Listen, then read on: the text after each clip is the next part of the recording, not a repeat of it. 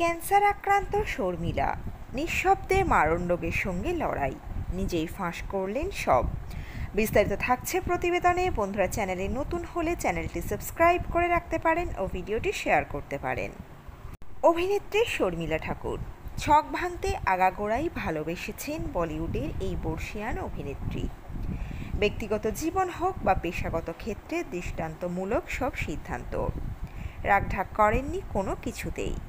তবে জীবনের এক বড় লড়াইয়ের আখ্যান সন্তর্পণে আড়ালে রেখেছিলেন তিনি।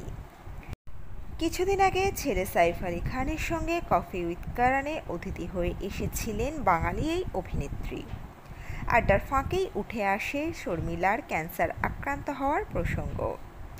সঞ্চালক করণ জোহর জানান, রকি और রানীকে প্রেম কাহিনীতে আলিয়া ভাটের ঠাকুমার ভূমিকায় শর্মিলাকে দেখতে চেয়েছিলেন তিনি। করণের প্রস্তাব যদিও ফিরিয়ে দিয়েছিলেন শর্মিলা, তার পরিবর্তে সেই চরিত্র গিয়ে পড়ে শাবানা আজমির ঝুলিতে। শর্মিলা জানান, যে সময় তার কাছে সেই চরিত্রে অভিনয়ের প্রস্তাব আসে তখন কোভিড আতঙ্ক তুঙ্গে, তখনও টিকা পাননি অভিনেত্রী।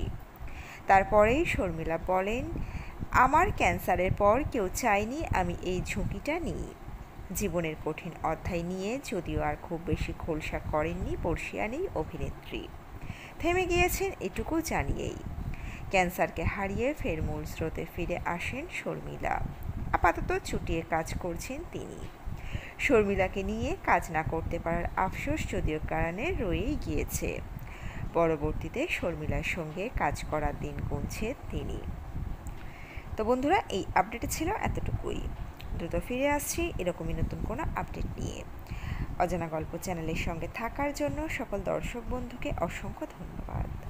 দেখতে থাকুন, চোখ রাখুন অজানা গল্প চ্যানেলে।